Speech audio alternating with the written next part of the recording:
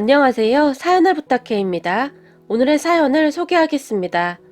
우리 가족의 참 기가 막힌 이야기를 할까 합니다. 우리 집을 잠시 소개하자면 부모님과 형, 그리고 누나가 있습니다.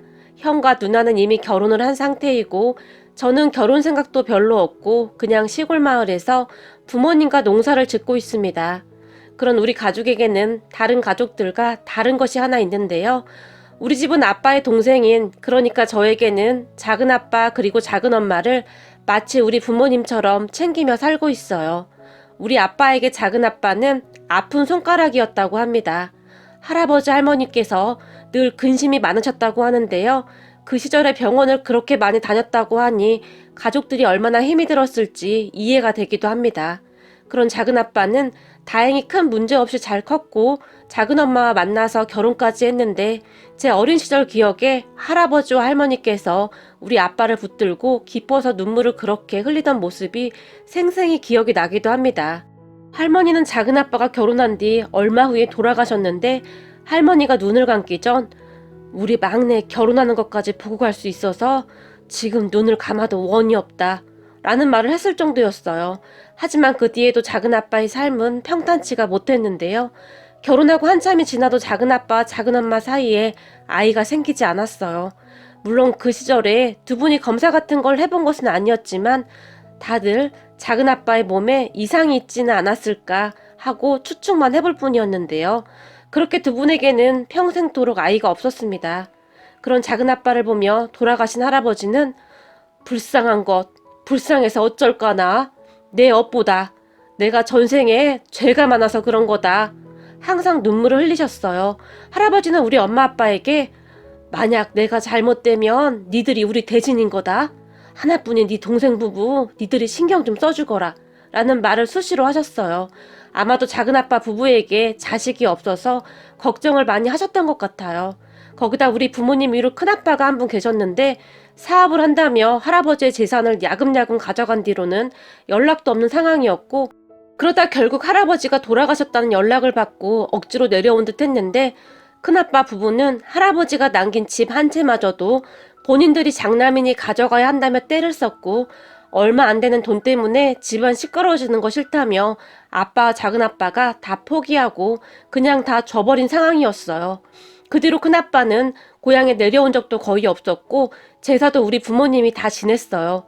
그럼 큰아빠는 정말 어쩌다 고향에 내려오는 날이면 아주 고급차에 옷까지 쫙 빼입고 거드름을 피우며 돌아다녔었는데 항상 작은아빠와 작은엄마를 무시하기 바빴어요. 특히 큰엄마는 동서는 자식도 없고 서방님도 그 모양이고 동서 팔자도 참 박복하다. 동서 친정도 지지리도 못 살았다며 어쩜 그렇게 동서 인생은 되는 게 하나도 없어? 작은 엄마에게 막말도 서슴지 않았어요. 그랬으니 우리 가족 모두는 큰아빠 부부를 정말 싫어할 수밖에 없었어요. 간혹 내려오게 되더라도 서로 마주치지 않으려고 노력을 할 정도였으니까요. 그래서 더욱 그랬을까요? 우리 엄마 아빠가 우리에게 가장 많이 했던 말은 니들은 작은아빠 작은엄마를 니들 부모같이 잘 챙겨야 한다.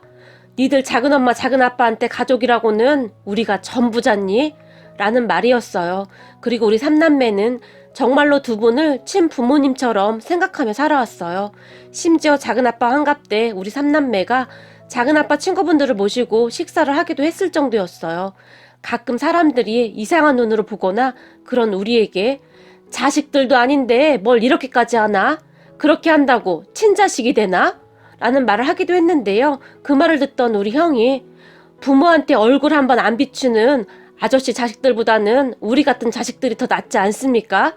그러니 우리 부모님한테 말 함부로 하지 마시죠. 라는 쓴소리를 하기도 했어요. 그런 우리 형제들을 보며 작은아빠 작은엄마는 항상 고마워했어요. 그런데 그런 작은아빠 작은엄마에게는 약간의 문제라면 문제가 있었는데요. 결혼하고 몇 년 뒤부터 작은아빠가 한두 잔씩 마시기 시작하더니 급기야는 만취 상태로 지내는 일이 많아졌어요. 작은엄마 말로는 남들 다 있는 자식도 없고 내 인생은 왜 이 모양인 거야 이라며 작은아빠가 그렇게 눈물을 흘렸다고 합니다. 작은아빠는 정말 아이를 갖고 싶어 했던 것 같은데 아이가 안 생기니까 아무래도 그런 것에 자신을 많이 의지했던 것 같아요. 그리고 날이 갈수록 작은아빠는 점점 심해져 갔는데요. 그런 작은아빠로 인해 작은엄마의 근심도 쌓여만 갔어요. 거기다 우리 부모님의 걱정도 이만저만이 아니었는데 평소에는 정말 멀쩡한 작은아빠가 종일 취해서 정신줄을 잃고 참 많은 사고를 쳤거든요. 그중 가장 어이없는 사건이 동네로 들어가는 길목에 도랑이 하나 있었는데 한잔하신 날에는 어김없이 작은아빠가 자전거를 타고 오시다가 그 도랑에 빠져서 허우적거리고 있었고 그렇게 도랑에 빠져 끙끙대면서 소리를 질러댔는데 그곳을 지나가던 동네 사람이 우리 아빠에게 바로 전화해서는 저기 말이야 자네 동생이 도랑에 빠진 것 같은데 빨리 가봐야 쓰겠구만 이라는 말을 수시로 하게 이르렀어요. 그 말에 아빠가 뛰어가면 도랑에 빠진 작은아빠가 형님 나 좀 꺼내줘요 움직이지를 못하겠수 그러고 계셨어요. 참 이상했던 것이 항상 같은 위치 같은 도랑에 빠진다는 거였는데요. 더 어이가 없었던 것은 거기에 물도 많지 않았고 충분히 혼자 빠져나올 수 있는 깊이였는데도 나오지를 못하고 항상 우리 아빠를 찾았어요. 어느 날은 아빠와 제가 그 주변에 뭔가 걸릴 만한 것이 있는지 확인을 하기까지 했답니다. 그리고 그 다음 날이면 아빠가 정신이 든 작은아빠에게 너 한 번만 자전거 타고 해롱해롱 대다가 그 도랑에 빠지면 내가 아주 가만 안 둘 거다. 내가 창피해서 살 수가 없어. 라며 몇 번이나 불호령을 내렸지만 그 뒤에도 작은아빠는 도랑에 자주 빠졌고 그런 작은아빠로 인해 우리 부모님과 작은엄마의 근심은 깊어져만 갔어요. 그러던 어느 날 우리 아빠가 기가 막힌 것을 생각해냈는데요. 엄청 큰 팻말을 만들어서 거기에 주의, 도랑에 빠질 수 있으니 주의바람. 특히 내 동생 김동수는 더욱 주의바람. 한 번만 더 빠지면 안 꺼내주겠음. 뭐 이런 내용들을 썼는데요. 아주 빨간색 글씨로 큼지막하게 적어서 세워뒀어요. 그 팻말을 보며 동네 사람들 뿐만 아니라 가끔 들어오는 외지인들이 신기한지 핸드폰으로 사진 촬영을 하며 박장대소를 하기도 했는데 그렇게 얼마나 지났을까요? 그 도랑 팻말을 보러 외지인들이 일부러 찾아오는 진풍경이 벌어지기도 했는데 아니 여기가 라스베가스인가? 어딘가 있는 그 유명한 사인 간판도 아니고 도랑 앞에 있는 커다란 팻말이 사진 찍는 명소가 되었어요. 그 덕분에 우리 동네 슈퍼 아줌마는 외지인들이 많이 찾아와서 매출이 많이 올랐다며 작은아빠에게 가끔 막걸리를 공짜로 주기도 했어요. 그러면 우리 아빠가 그 슈퍼에 득달같이 달려가서는 어이 김씨 아줌마 내 동생한테 물어보니 아줌마가 내 동생한테 막걸리 공짜로 준다고 하던데 한 번만 더 주기만 해봐. 내가 아주 가만 안 둘라니까. 라며 경고를 하기도 했어요. 그런데 그것이 통하긴 통한 것인지 그 뒤에는 작은아빠가 더 이상 도랑에 빠지는 일이 없었어요.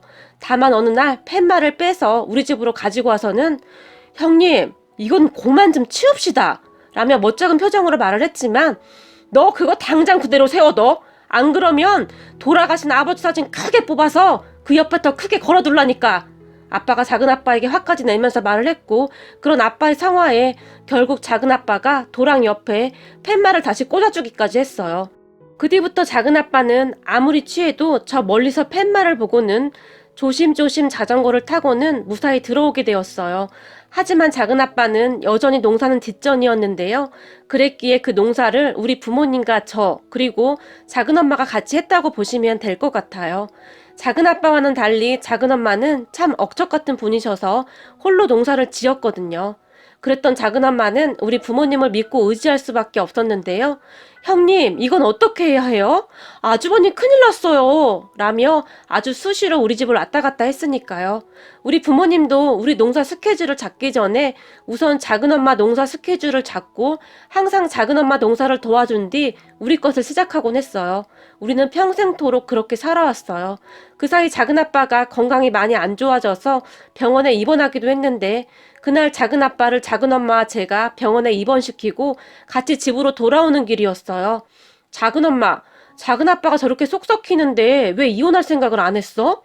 작은엄마에게 넌지시 물었는데 그 순간 작은엄마의 눈에 살짝 눈물이 맺혔어요. 그런 작은엄마를 가만히 바라보고 있었는데 우리 작은엄마가 젊었을 때 참 예뻤어요. 그래서 작은아빠와 작은엄마가 결혼하던 그 시절 사람들이 예쁘면 얼굴값 한다고 하는데 얼굴값 좀 하겠네? 라는 말을 참 많이들 했었다고 하는데 작은엄마는 그런 사람이 아니었어요. 작은아빠가 정말 속을 많이 썩혔음에도 항상 한결같이 작은아빠를 챙겼으니까요. 그날 그렇게 작은엄마의 얼굴을 빤히 바라봤는데 어느새 나이가 많이 들어버린 작은엄마의 얼굴에 주름이 가득했어요. 그런 작은엄마에게 그냥 확 이혼하고 작은엄마 인생 살았어야지. 요즘 같았으면 바로 이혼했을 텐데.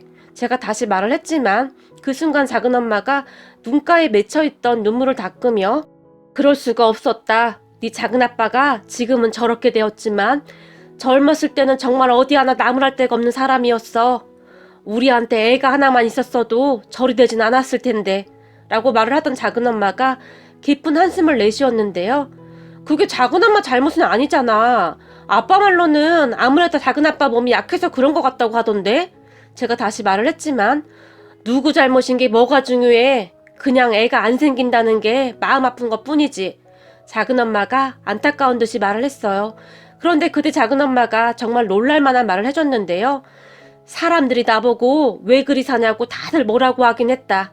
어떤 사람은 재혼자리를 알아봐 주기까지 했고. 작은엄마가 잠시 말을 멈췄는데요. 진짜?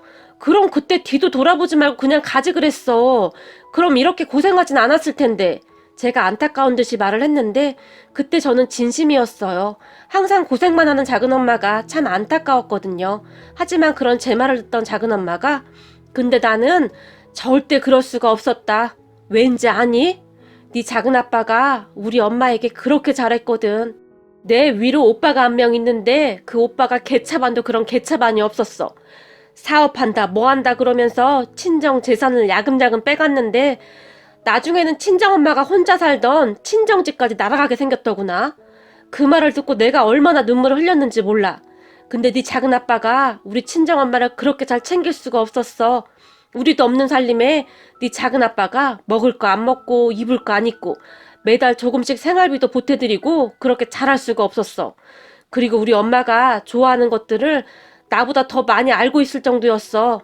그랬으니 우리 엄마가 나보다도 네 작은아빠를 더 좋아했었단다. 그 뒤로 우리 엄마가 병원에서 한동안 계시다 돌아가셨는데 그것도 그렇게 살뜰히 챙겼어. 네 작은아빠가 비록 지금은 저렇게 되었지만 참 착한 사람이었어. 우리 엄마가 돌아가시기 전에 네 작은아빠 손을 꼭 잡으면서 이제 나까지 가면 우리 딸 혼자니까 자네가 우리 딸 좀 잘 챙겨주게나. 그동안 정말 고마웠네. 자네 덕분에 내가 지금 눈을 감아도 여한이 없을 것 같네. 라는 말을 할 정도였으니까 그때 생각이 나는지 작은엄마가 하던 말을 잠시 멈췄는데요. 그랬는데 내가 네 작은아빠를 어떻게 나 몰라라 하고 떠나겠니? 그리고 나는 이곳을 떠날 수가 없었어. 내 가족이 다 여기에 있는데 내가 어떻게 떠나겠니? 우리 오빠보다 더 오빠 같은 우리 아주버님과 친언니 같은 형님이 여기에 있는데 절대 그럴 수가 없지. 우리 엄마 돌아가셨을 때도 우리 아주버님과 형님이 옆에서 끝까지 지켜주고 다 챙겨주셨단다. 내겐 정말 소중한 가족이란다.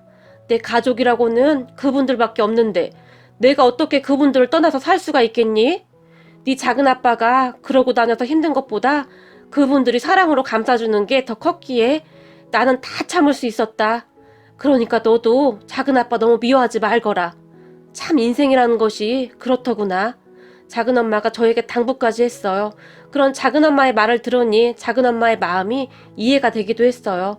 그리고 얼마 후 작은아빠가 퇴원을 해서 돌아왔고 치료를 받은 뒤로 많이 좋아진 듯 했는데요. 그 뒤로는 건강이 걱정이 되었는지 옛날같이 취해서 동네를 돌아다니는 일도 없었고 그렇게 한동안 조용했던 것 같아요. 그러던 어느 날 간이 좋지 않았던 작은아빠가 결국 지병을 이기지 못하고 돌아가셨어요. 그 누구보다도 우리 아빠의 충격이 어마어마한 듯 했는데요. 몇 날 며칠을 눈물만 흘리셨는데 작은엄마도 말할 수 없는 큰 충격을 받은 것인지 종일 누워만 계셨어요. 그러던 어느 날 아빠가 작은엄마에게 재수씨 이제 그만 털고 일어나야죠. 동생 옷이랑 짐이랑 정리합시다. 라며 말을 꺼냈고 그 다음날 우리 부모님과 제가 작은엄마 집에 가서 작은아빠의 옷가지와 짐을 정리하게 되었어요. 그런데 그러던 중 우리는 작은아빠의 옷 속에서 정말 어마어마한 것을 발견하게 되었는데요. 지금 생각해봐도 그건 기적이 아니었나 싶네요. 작은 엄마가 작은 아빠가 입던 낡은 점퍼를 들어서 큰 비닐봉투에 담으면서 주머니를 확인하고 있었는데 종이 쪼가리를 발견한 작은 엄마가 이건 뭐야? 라며 뭔가를 집어들었는데요. 아유, 그 와중에 복권을 다 샀었네. 생전 이런 거 사는 사람이 아닌데 무슨 바람이 불어서 이런 걸 샀을까요?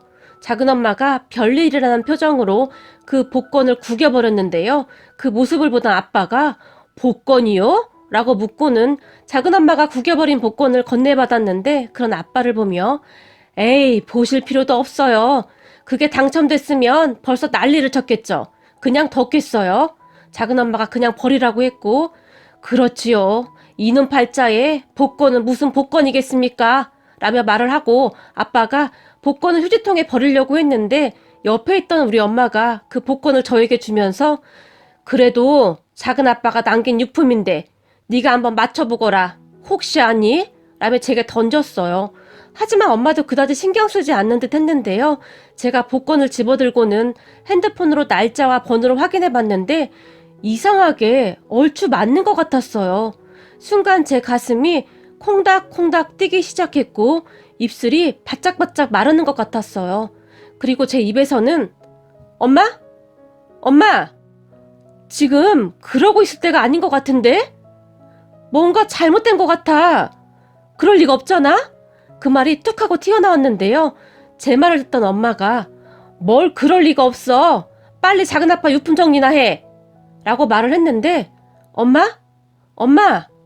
복권 말이야. 당첨된 것 같은데? 당첨? 5,000원? 그래 더 가져. 그리고 빨리 정리나 해. 엄마는 계속 제 말을 무시한 채 정리 중이었어요. 엄마? 진짜 나 이거 가져도 돼? 작은 엄마, 작은 아빠가 대형 사고 친 것 같아. 제가 작은 엄마를 보며 말을 했어요. 제 말에 작은 엄마가 뭐? 네 작은 아빠가 뭔 사고를 쳐? 놀라서 물었는데요. 작은 엄마, 먼저 숨을 크게 한번 들이쉬고 놀라지 말고 내 말 잘 들어.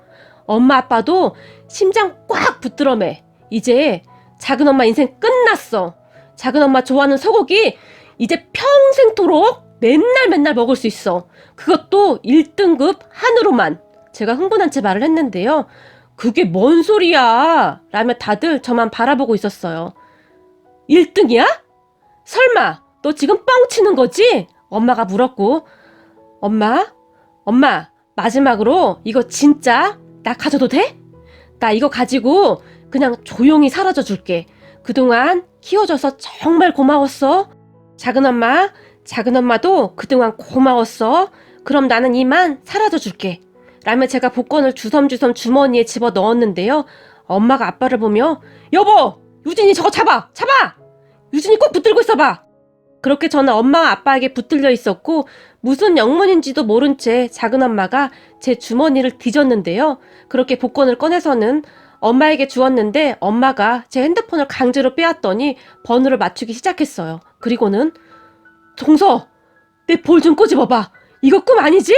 대한민국 만세! 엄마가 큰 소리로 외쳤어요. 그렇게 작은 엄마도 아빠와 같이 번호를 확인하더니 작은 엄마가 그 자리에서 털썩 주저앉아 버렸고 그런 작은 엄마를 보며 아빠가 재수씨 괜찮아요? 라고 묻더니 저를 보며 유준아, 너 빨리 가서 물 한 잔만 가지고 와. 얼른! 이라고 소리를 질렀어요. 그리고 잠시 후 찬물을 한 컵 들이킨 작은 엄마가 이 사람이 평생토록 고생만 시키더니 마지막 가면서 우리한테 선물을 주고 가나 봅니다. 작은 엄마가 울먹이며 말을 했는데 동서, 우리한테가 아니라 동서한테 주고 가는 거지. 이 복권 서방님이 산 거니까 동서 거지. 동서 그동안 고생 많았어.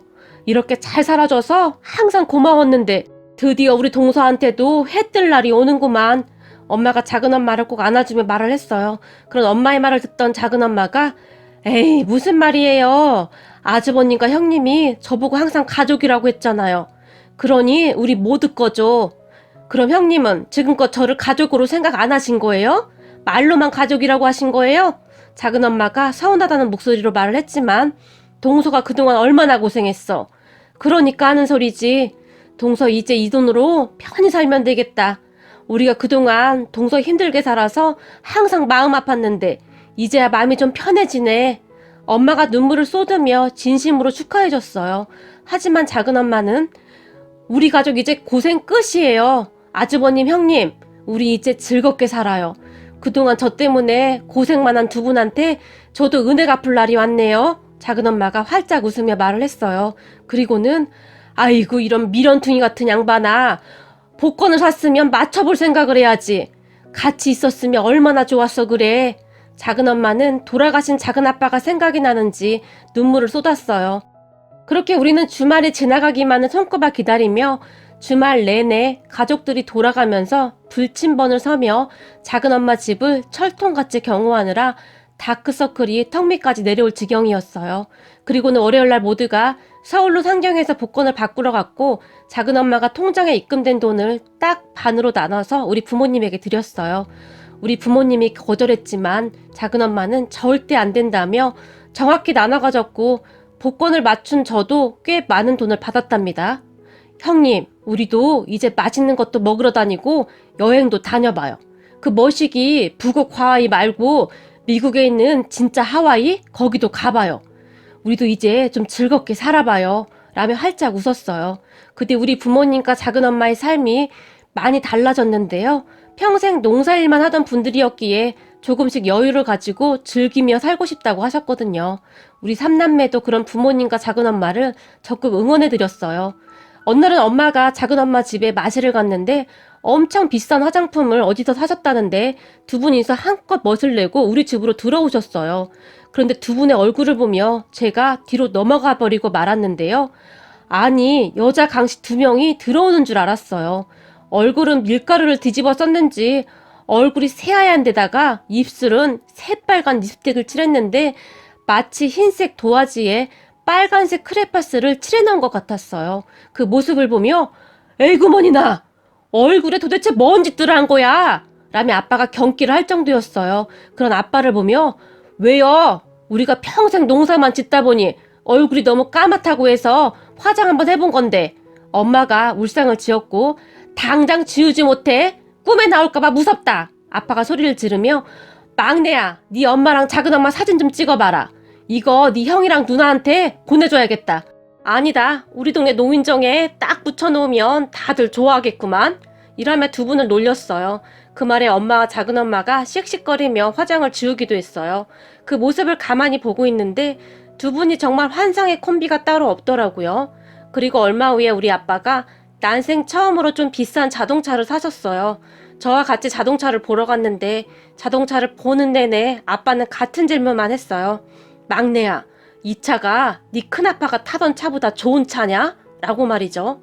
평생을 큰아빠에게 당하고 살았으니 아무래도 한이 맺힌 게 많은 것 같았어요.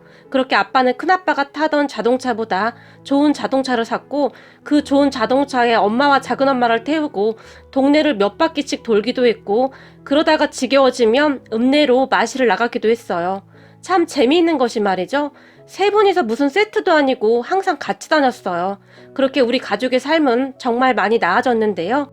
그러던 어느 날 소문을 들었던 것인지 큰아빠 부부가 급히 내려왔더라고요. 그리고 우리 집 앞에 딱 세워져 있던 아빠 차를 보며 안색이 창백해졌는데요. 저거 네 차냐? 큰아빠가 아빠에게 물었어요. 네, 이번에 큰 돈이 생겨서 샀습니다. 더 좋은 차로 살려고 했는데 이런 시골에서 굳이 그런 차가 필요할까 싶어서요. 아빠가 의기양양한 표정으로 말을 했어요. 동네 사람들 말 들어보니 복권에 당첨됐다고 하던데 사실이냐? 큰아빠가 기대 가득한 눈빛으로 물었고 아, 네. 상수 유품 정리하다 보니 그 유품 안에서 복권이 나왔지 않겠어요? 그냥 버릴까 하다 맞춰보니 1등이더라고요.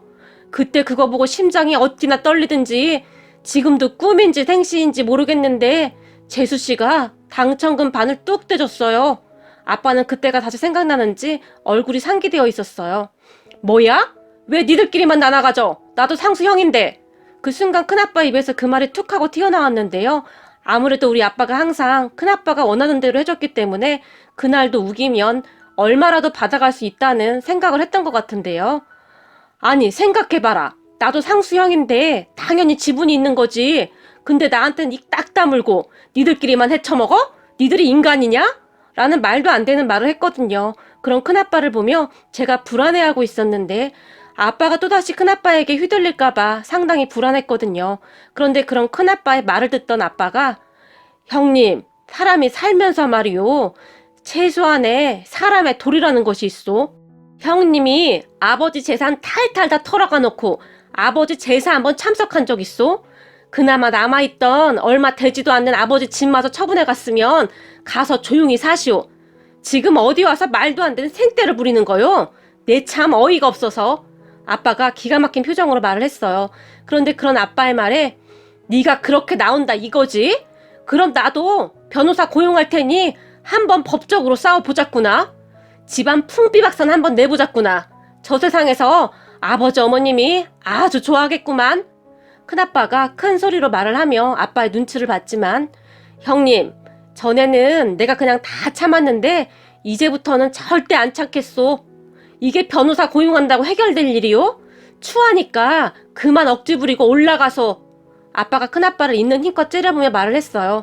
동생, 그러지 말고 나도 조금만 나눠줌세. 어차피 공짜로 생긴 돈인데 그 정도는 나눠줄 수 있지 않나?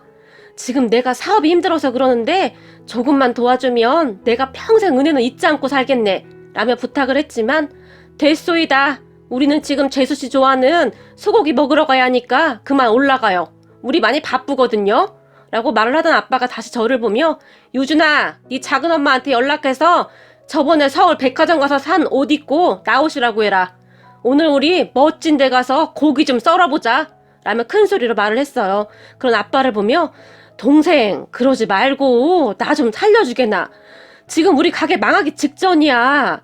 사실은 우리 처남이 똘똘해서 격리를 막 끊었는데 홀라당 챙겨서 해외로 날라서 지금 난리가 났어. 우리 가게 망하면 빚쟁이들이 여기까지 쫓아오고 난리 날 건데 서로 골치 아파지니까 좀 도와주게나. 큰아빠가 다시 부탁을 했지만 빚쟁이들이 여긴 왜 와요? 우리랑 아무 상관도 없는데. 우린 그냥 경찰 부를 테니까 아무 걱정 마시오.